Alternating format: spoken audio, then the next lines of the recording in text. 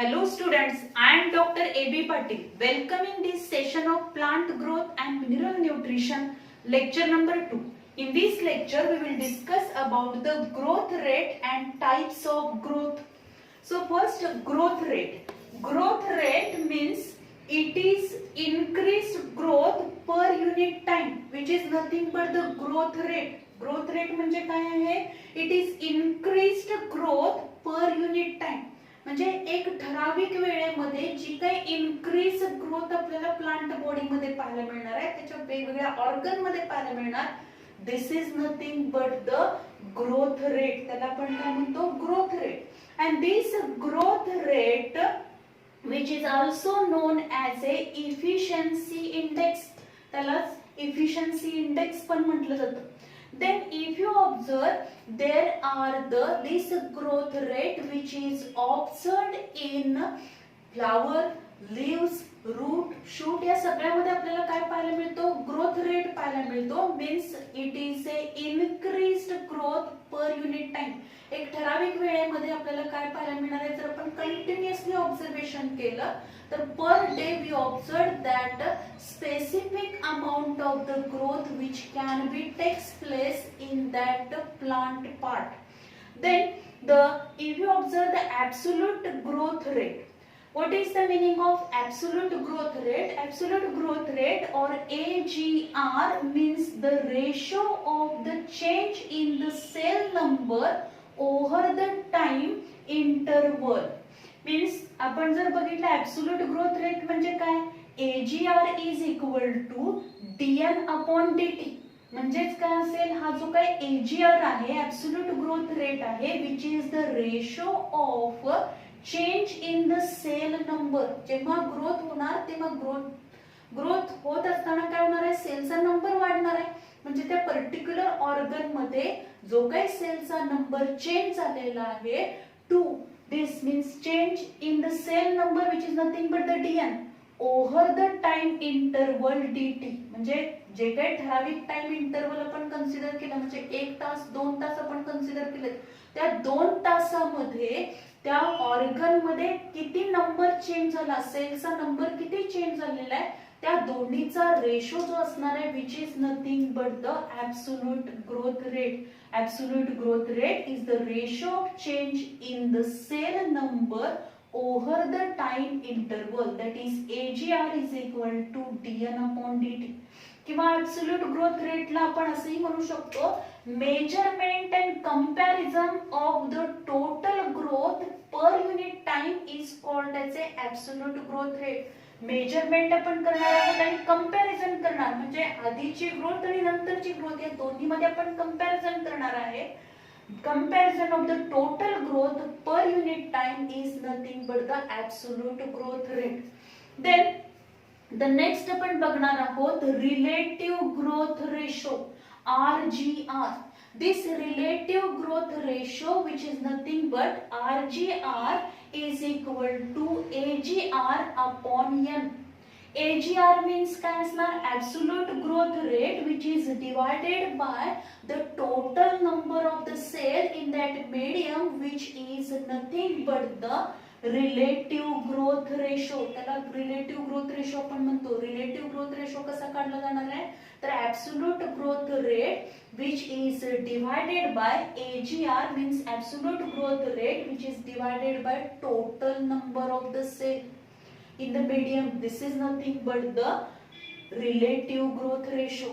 So relative growth ratio refers to the growth of a particular system per unit time is nothing but the relative growth ratio. Relative growth ratio काय? relative growth ratio refers काय refer करणार आहे आपण? relative growth ratio म्हणजे the growth of a particular system per unit time. एक ठराविक वेळेमध्ये particular सिस्टीमचा जो काही ग्रोथ रेट रेशो असणार आहे, this is nothing but the relative growth ratio or which is also consider as it is the ratio of growth in a given time and given time per initial growth. म्हणजे जी काही initial growth आहे आणि relative आपल्याला काय पाहायला मिळणार आहे, जी काही ग्रोथ होणार आहे ठराविक वेळेमध्ये जी ग्रोथ होणार आहे त्या ग्रोथचा जो काही रेशो आपण बघणार आहोत, this is nothing but the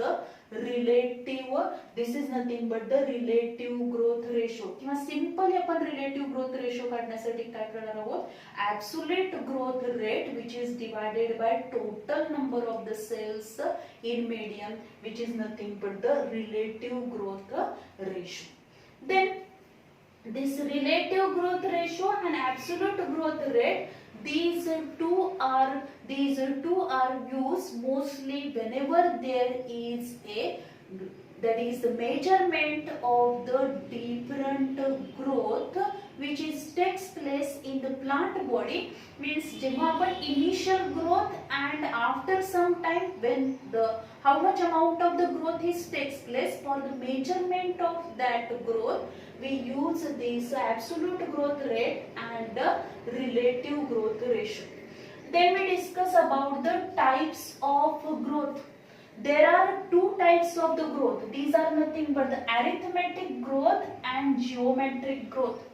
Arithmetic growth, this arithmetic growth which is takes place constantly. जर आपण बघितलं arithmetic growth कशी होणार आहे, the arithmetic growth which is takes place in arithmetic manner, and this in this growth the rate of growth, या arithmetic growth मधला जो growth rate असणार आहे तो कसा असेल, always constant. कॉन्स्टंटली ही ग्रोथ आपल्याला एकसारखी ग्रोथ याच्यामध्ये पाहायला मिळणार आहे.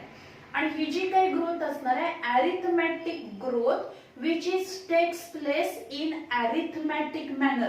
अरिथमॅटिक मॅनर म्हणजे कशी ग्रोथ होणार ही, दॅट इज 2, 4, 6, 8, 10 सेंटीमीटर. म्हणजे हा अरिथमॅटिक मॅनर मध्ये आपल्याला ग्रोथ काय पाहायला मिळेल, त्या प्लांट बॉडी मध्ये प्लांटच्या डिफरंट ऑर्गन मध्ये आपल्याला पाहायला मिळेल. स्पेशली द अरिथमॅटिक ग्रोथचं जर एक्झाम्पल आपल्याला कन्सिडर करायचं असेल, बेस्ट एक्झाम्पल त्याचं कोणतं आहे, the growth of the route.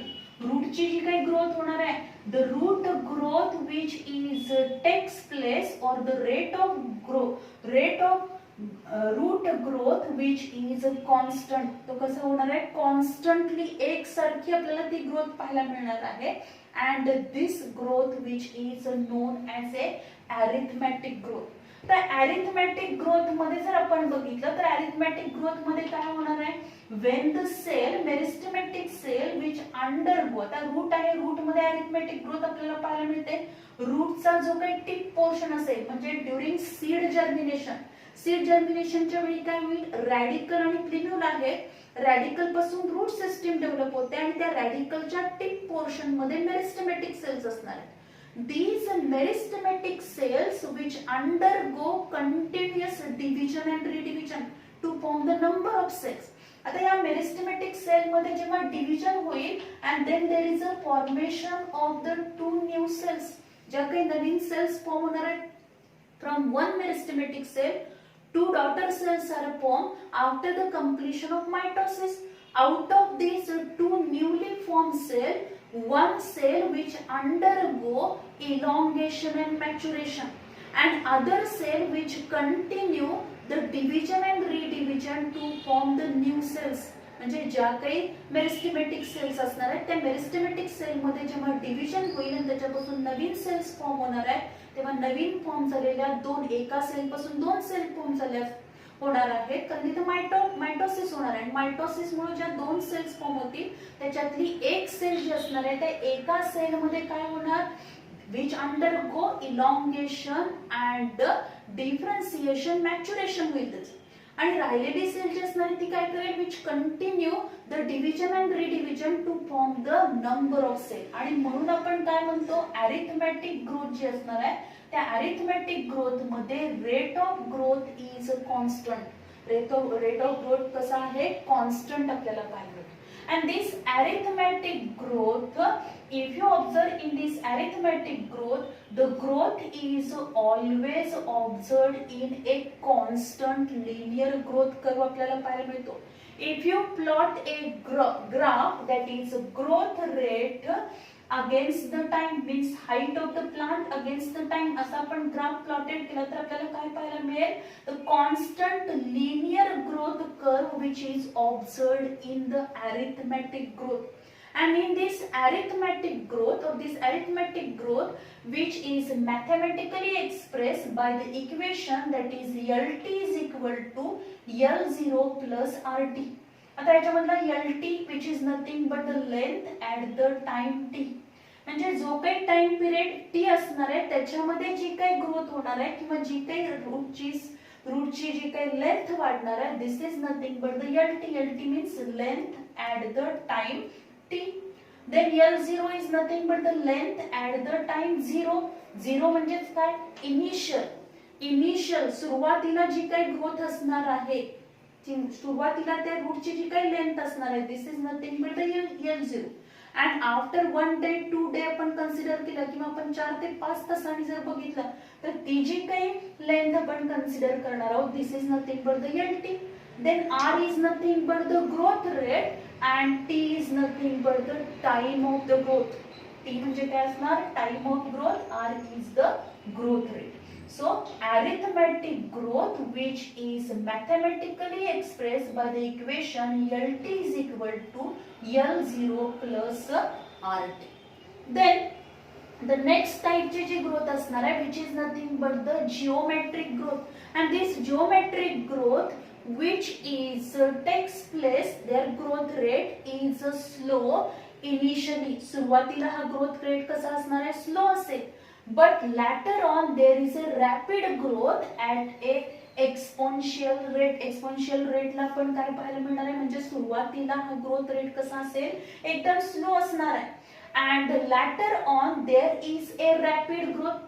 थोड्या दिवसांनी म्हणजे काय असेल, सुरुवातीच्या काळात फक्त तिथे काय होणार आहे, there is a division redivision, number of new cells are form and then we observe that later on the growth is takes place rapidly or fastly and the rapid growth at a exponential rate. exponential rate ने आपल्याला दिसणार आहे, म्हणजे हा जो काही graph असणार आहे ग्रोथ रेट अगेन्स्ट टाइम आपण जर प्लॉट केला तर आपल्याला इथं काय दिसेल, जे शेप कर्व आपल्याला पाहायला मिळतो जिओमेट्रिक ग्रोथ मध्ये, और it is a exponential growth curve पण याला म्हटलं जातं. किंवा बऱ्याच वेळेला आपण असंही म्हणतो की जिओमेट्रिक ग्रोथ मध्ये आपल्याला जो काही ग्रोथ कर्व दिसणार आहे, this growth curve which is sigmoid one or S shape one, ज्याच्यामध्ये सुरुवातीला काय असेल, ग्रोथ एकदम स्लो होणार आहे, this phase which is nothing but the lag phase. Then the growth is takes place very fastly or rapidly which is the exponential phase or this is the log phase, and afterwards the growth becomes slow or steady, म्हणजे stationery होणार की ज्यावेळी plant body ही senescence condition मध्ये जाणार. Then दिस geometric growth, आता या geometric growth मध्ये जर आपण बघितलं, ही जी काही मेरिस्टेमेटिक सेल आहे, this meristematic cell which undergo division, mitotic division झाली त्याच्यामध्ये, and then there is a formation of two daughter cells. And these newly formed daughter cell which again undergo division and redivision to form the number of new cells. म्हणजे arithmetic growth सारखं याच्यामध्ये एक sale ही elongation आणि maturation कडे जाणार नाहीये आणि एक सेल फक्त डिव्हिजन करणार नाही, तर ज्या काही नवीन सेल्स फॉर्म होणार आहेत त्या सगळ्या न्यूली फॉर्म सेल ज्या असणार आहेत, all these newly formed cells which undergo division and redivision to form the number of cells, and later on then there is a elongation, maturation and differentiation which is takes place, and this is nothing but the geometric growth. आता या geometric growth which is expressed by the mathematically expressed by the equation the W1 is equal to W0 ERT. याच्यामध्ये W1 म्हणजे काय असणार आहे, final size of that organ, तो जो काही ऑर्गन आहे की त्या स्पेसिफिक टाइम इंटरवल नंतर त्याची जी काही फायनल साइज असेल which is nothing but the W1. W0 is the initial size, म्हणजे ज्या पिरियड पासून आपण ग्रोथ काय करणार आहे, मेजर करायला सुरुवात करू त्याच्या आधीची जी त्याची ग्रोथ असणार आहे त्याची जी साइज असेल which is nothing but the initial size. R is nothing but the growth rate, T is the time of growth and E is nothing but the base of natural logarithm. ला आपण काय म्हणणार आहोत, base of natural logarithm. So this geometric growth which is expressed by the equation W1 is equal to W0 ERT. Then so if you observe this arithmetic growth and geometric growth which is observed in the whenever there is a growth which is takes place in the zygote, जेव्हा काय होणार आहे, after the union of male and female gamete zygote is form. आणि zygote form झाल्यानंतर सुरुवातीच्या काळामध्ये हा जो काही झायगोट असणार आहे, this zygote continuously undergo division redivision division redivision होणार. त्याच्यामध्ये न्यूली फॉर्म म्हणजे कंटिन्युअसली मायटोसिस होऊन त्याच्यामध्ये नंबर ऑफ सेल्स फॉर्म होणार. म्हणजे इथं काय फॉर्म होणार आहे, इथं कुठलीही सेल ही इलॉंगेशन मध्ये जाणार नाही, मॅच्युरेशन मध्ये जाणार नाही. या सगळ्या ज्या काही नवीन म्हणजे हे झायगोट आहे, झायगोट मध्ये फर्स्ट मायटोटिक डिव्हिजन झाली, 2 न्यू सेल्स फॉर्म झाल्या, परत त्या सेल्स मध्ये परत मायटोटिक डिव्हिजन होणार, 4 सेल्स फॉर्म होतील, 4 पासून परत 8 फॉर्म होतील, 16 फॉर्म होतील. म्हणजे सुरुवातीच्या काळामध्ये जी काही डिव्हिजन होणार आहे, दिस division which is or this growth which is takes place by the geometric phase. ती आपल्याला काय पाहायला मिळते, geometric phase or the geometric growth which is observed in the embryonic development. जेव्हा एम्ब्रियोनिक डेव्हलपमेंट होत असते तेव्हा झायगोट पासून ज्या काही number of embryonic cells form होतात तेव्हा सुरुवातीला जिओमेट्रिक ग्रोथ होणार आहे. And afterwards when these cells are elongated and differentiate, their differentiation is takes place, at that time the arithmetic growth is takes place. म्हणजे याच्यामधल्या काही सेल्स मध्ये काय दिसेल आपल्याला, the cells which are इथं रेड कलरनी ज्या दाखवल्यात त्या सेल्स काय करणार आहेत, these cells are capable of the cell division. म्हणजे त्या कंटिन्यू कशामध्ये होणार आहेत, ते कंटिन्युअसली कॅरीड आउट डिव्हिजन रिडिव्हिजन. आणि इथे ब्लॅक कलरने आपल्याला ज्या सेल्स दाखवल्या त्या सेल काय होणार आहे, these cells loss their capacity of division and redivision, they undergo elongation, maturation and differentiation. So in this way, in embryonic development, during embryonic development, we observe these 2 types of the growth. Means सुरुवातीला आपल्याला काय दिसेल, geometric growth पाहायला मिळेल, and afterwards we observe that the arithmetic growth. Then the next आपल्याला बघायचं आहे, this is nothing but the, if you observe the comparison, म्हणजे जर आपण जर प्लांटचे पार्ट्स घ्यायचे आणि त्याचा जर कंपॅरेटिव्ह स्टडी आपण केला, if there is a that is the quantitative analysis of the different organs of the plant body, at that time we consider, means here we compare, that is the growth rate comparison आपण study केला by considering the 2 leaves. 2 leaf घेतलेले आपण आणि त्या 2 leaf मध्ये per day एका दिवसामध्ये त्या लीफच्या साइज मध्ये म्हणजे लीफ एरिया हा किती प्रमाणात त्याच्यामध्ये ग्रोथ होते हे कन्सिडर केलं आपण. म्हणजे त्याचा कंपॅरेटिव्हली आपण स्टडी केलेला आहे, that is growth rate comparison साठी आपण 2 लीफ घेतले. आणि इथं आपण काय बघणार आहोत, the absolute growth rate as well as the relative growth rate. आता याच्यामध्ये ऍब्सोल्यूट ग्रोथ रेट म्हणजेच काय, measurement and comparison of the total growth per unit time is called as a absolute growth rate. Absolute growth rate म्हणजे काय आहे, तर एकतर ह्या 2 लीफचं आपण काय करणार आहे, किती ग्रोथ झाली हे मेजर करणार. त्यानंतर आपण काय करणार आहोत, comparison of the total growth per unit time. त्या युनिट टाइम मध्ये जे स्पेसिफिक पिरियड आहे त्याच्यामध्ये कंपॅरिझन म्हणजे किती प्रमाणात त्याच्यामध्ये ग्रोथ झाली हे आपण कंपॅरिझन करणार आहोत. This is nothing but the absolute growth rate. And the next असेल त्याच्यामध्ये the growth, relative growth rate. Growth of the given system per unit time expressed on a common basis per unit initial parameter is called as a relative growth rate. त्याला आपण relative growth rate म्हणणार आहोत. म्हणजे growth of the given system. इथं आपल्याला एक given system म्हणजे leaf दिलेला आहे. Growth of the given system per unit time, एका ठराविक पिरियड मध्ये त्याच्यामध्ये किती ग्रोथ होणार आहे, growth of the given system per unit time express on the common basis per unit initial parameter which is nothing but the relative growth rate. आता इथं जर आपण कंपॅरिझन केलं या दोन लीफचं, तर this is the A leaf and this one is the B leaf. हे दोन लीफ आहे. ए लीफ जे असणार आहे या ए आणि बी लीफचं दोन्हीचं कंपॅरिझन केल्यानंतर आपल्याला काय लक्षात येणार आहे, द ग्रोथ ऑफ द और the leaf area which is increase per day. म्हणजे एका दिवसामध्ये जर या दोन लीफचा लीफ एरिया आपण मेजर केल्यानंतर आपल्याला दिसेल की both leaves increase their area by 5 centimetre square. Means काय झालेलं आहे, त्याचा लीफ एरिया इनक्रीज झाला.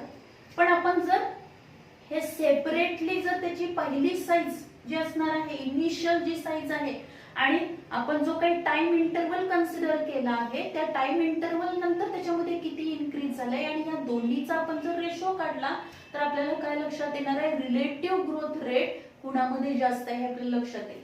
तर इथे जर आपण बघितलं a leaf of A 5 centimetre square in size. A leaf जे असणार आहे त्या ए लीफची साईज किती आहे, 5 सेंटीमीटर स्क्वेअर एवढी त्याची साईज आहे. and it grows 5 centimetre square per day. एका दिवसामध्ये त्याच्यामध्ये किती साईज वाढली, 5 centimetre square size which can B increase. And total ह्या लीफची साईज किती झाली, 10 सेंटीमीटर स्क्वेअर झालेली आहे.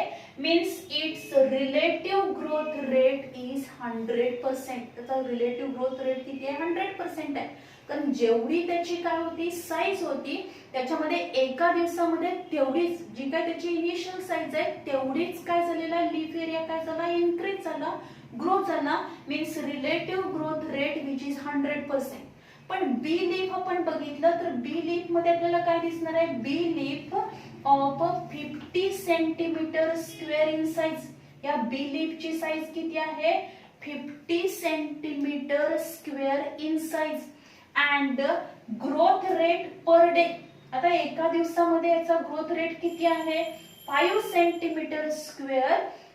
दिस ग्रोथ रेट म्हणजे एका दिवसामध्ये 5 सेंटीमीटर स्क्वेअर एवढा लीफ एरिया त्याचा इनक्रीज झाला. आणि टोटल जर आपण याची साईज बघितली तर ती किती झालेली आहे, 55 सेंटीमीटर स्क्वेअर झाली. मीन्स इथं रिलेटिव्ह ग्रोथ रेट जर आपण बघितला तर तो किती आहे, relative growth rate of this B leaf is 10%. हा किती आहे, फक्त 10% आहे. कारण त्याची साईज ही किती आहे, ओरिजिनल साईज त्याची किती होती, 50 सेंटीमीटर स्क्वेअर होती.